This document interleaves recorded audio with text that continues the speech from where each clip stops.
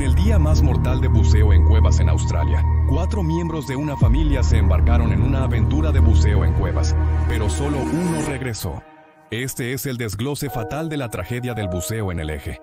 Christine Millet era una prodigio. Con solo 19 años, literalmente había estado buceando durante casi 15 años según su padre. Él era un buceador profesional en Australia y crió a sus hijos en el agua buceando. En la primavera de 1973, Christine, Stephen y Glenn eran experimentados buceadores con escafandra autónoma. Todos tenían la máxima calificación en buceo con escafandra autónoma, y Christine era la campeona actual de buceo en Nueva Gales del Sur. Los Millets eran un excelente equipo de expertos y una gran adición a cualquier salida de buceo. Su primo John Buckerman también era un buceador experimentado, pero con solo 4 años de experiencia bajo su cinturón, se le consideraba el novato de la familia. El 28 de mayo de 1973, un grupo de 9 personas planeó una inmersión de 2 días en el sumidero del Eje en Mount Gambier. Este sumidero era único por el pequeño agujero que atravesaba el techo de una enorme caverna subyacente. El agujero se amplió a 3 pies para que una persona descendiera con una escalera de cuerda. Al atravesar el agujero cubierto de hierba, la caverna se abre a un lago a 20 pies de profundidad. Es bastante engañoso que este inocuo pequeño agujero en el suelo se abra a una cueva llena de agua que tiene aproximadamente el tamaño de un campo de fútbol. En un día soleado, la luz de la apertura atraviesa el agua creando un haz de luz directo al fondo. El haz termina en la superficie del montón de rocas a 120 pies debajo. Este montón de rocas era una acumulación de rocas arrojadas por los propietarios de la tierra en un intento de llenar este agujero en su pasto. Después de que se arrojaron miles de piedras, se dieron cuenta de la verdadera vastedad de la caverna. Debajo de este montón de rocas y el haz de luz desde arriba son los anclajes centrales de la cueva.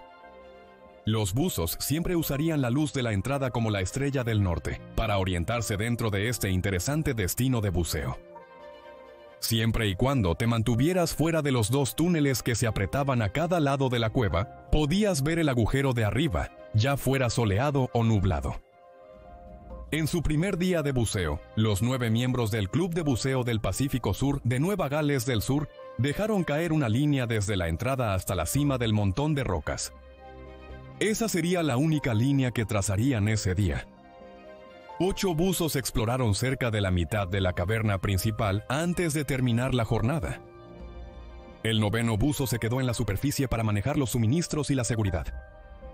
Robert Smith era el presidente del club de buceo y había estado en el Eje más de 20 veces. Robert estaba cómodo con la cámara que exploraban, pero desconocía los planes de Christine para el segundo día. Según lo planeado por él, acordaron permanecer a una profundidad máxima de 200 pies. Esto mantendría a todos en la cámara principal, con el agujero superior visible como guía. No habían establecido guías adicionales ni un plan oficial de buceo grupal. Sin un líder faltaba coordinación de planes y un sistema de compañeros designado. El segundo día, Christine, Stephen, John y un cuarto buceador, Gordon Roberts, planeaban entrar a la sección del túnel en el borde occidental de la cueva y alcanzar una profundidad de 250 pies. Descenderían con rapidez y volverían sin detenerse a esa profundidad, logrando un nuevo récord. Esto fue en 1973, y los buceadores todavía estaban buceando a gran profundidad con cilindros de aire regulares. Los gases mixtos aún no se habían introducido para el buceo recreativo, y la ciencia del buceo técnico estaba por establecerse. La narcosis por nitrógeno limitaba la profundidad que los buceadores podían alcanzar. Claramente estaban probando los límites de lo posible y sus propias limitaciones personales. Lamentablemente, la dinámica del buceo en cuevas difería mucho del buceo en aguas abiertas. Christine, John, Stephen y Gordon estaban a punto de enfrentarse cara a cara con estos límites. Los otros 4 buzos, Glenn, Robert, Larry y Peter, todos dieron testimonio de lo que presenciaron y entendieron sobre los eventos de ese día. Parece que todo comenzó normalmente. El grupo entró al agua y rápidamente se sumergió hasta el fondo de la sala, pasando el montón de rocas. Robert pronto comenzó a sentirse mareado debido a la narcosis por nitrógeno.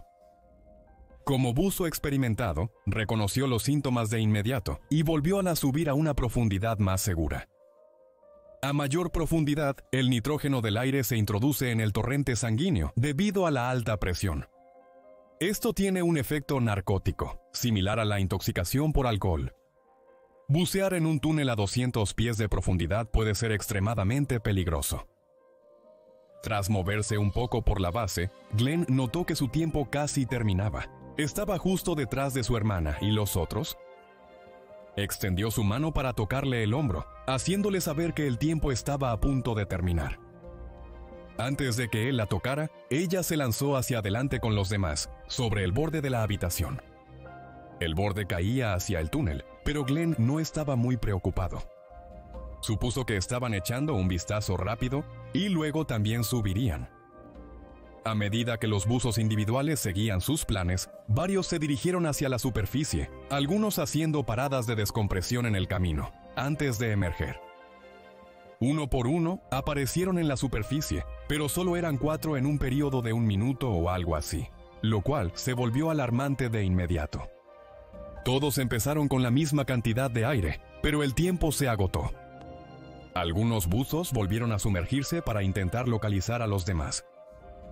Incluso se aventuraron por el borde, pero lo único que se descubrió fue la cámara y la linterna de Stephen en el fondo. Era una situación increíble que simplemente no podía ser real. Tenían la esperanza de encontrar una bolsa de aire o alguna forma en que aún estuvieran con vida. ¿Qué pasó allá abajo en ese túnel? Cuando Christine y los demás llegaron a la repisa que colgaba sobre el abismo, se detuvieron un momento para orientarse.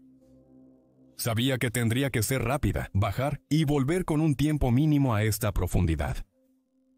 Respirar a esta profundidad era riesgoso, y ella lo sabía.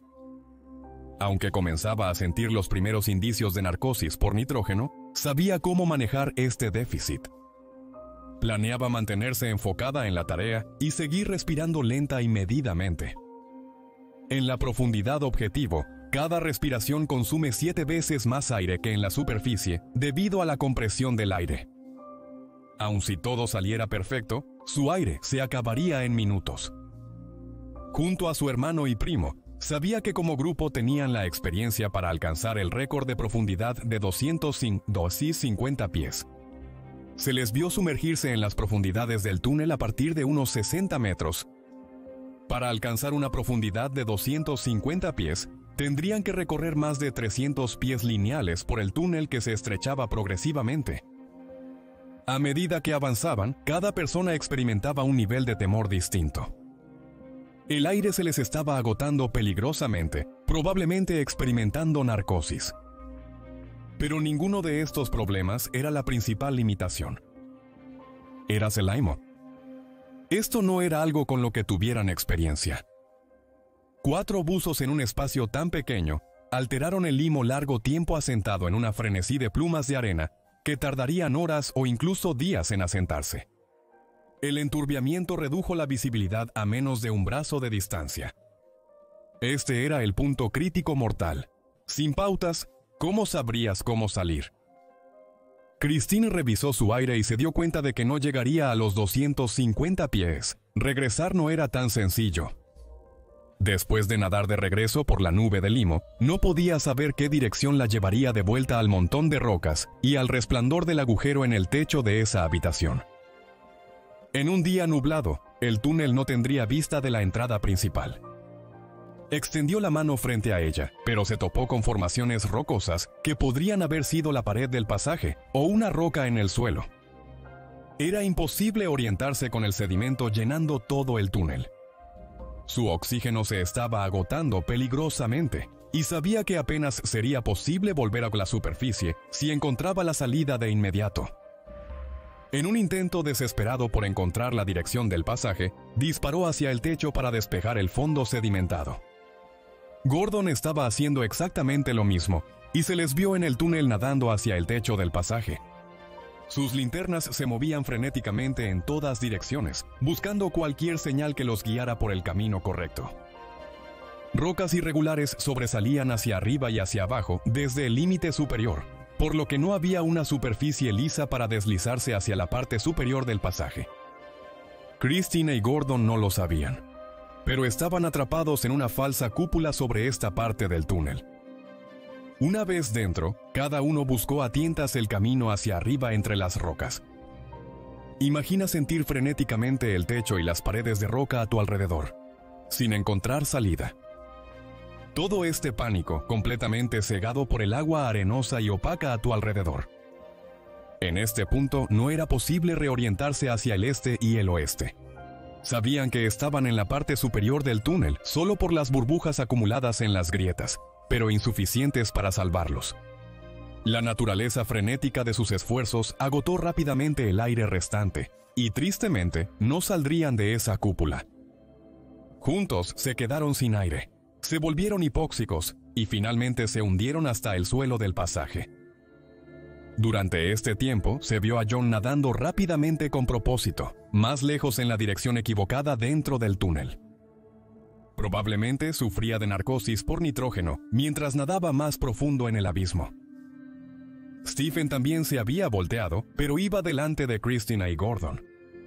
Él también se quedaba sin aire y luchaba por orientarse sin cuerda que lo guiara a través de las aguas turbias. Más tarde fue encontrado con su chaleco de flotación inflado. Este habría sido un método de emergencia de último recurso para llegar a la superficie al quedarse sin aire. Desafortunadamente, quedó atrapado en un saliente de rocas y nunca llegó a la superficie.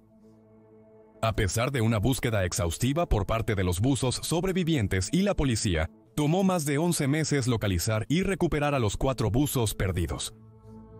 Era difícil entender que algunos de los buzos más entrenados perdieran la vida en un sumidero. Tras este fatídico día, se establecieron nuevos estándares específicos para el buceo en cuevas. Las diferencias significativas entre el buceo en aguas abiertas y en cuevas eran hechos cruciales que los buzos debían conocer a fondo antes de adentrarse en cualquier cueva. Los estándares y prácticas recomendadas requerirían certificaciones de cuevas para los miembros, un líder para elaborar un plan de buceo, buzos emparejados, buzos de seguridad en intervalos de profundidad, tanques extra en el recorrido, uso de gas mixto para reducir la narcosis por nitrógeno, y pautas antes de nuevas exploraciones o récord. Muchas de estas medidas se establecieron tras su trágica pérdida, en parte por ella. El arriesgado pasatiempo del buceo en cuevas volvió a cobrar más vidas en un inesperado momento de tragedia.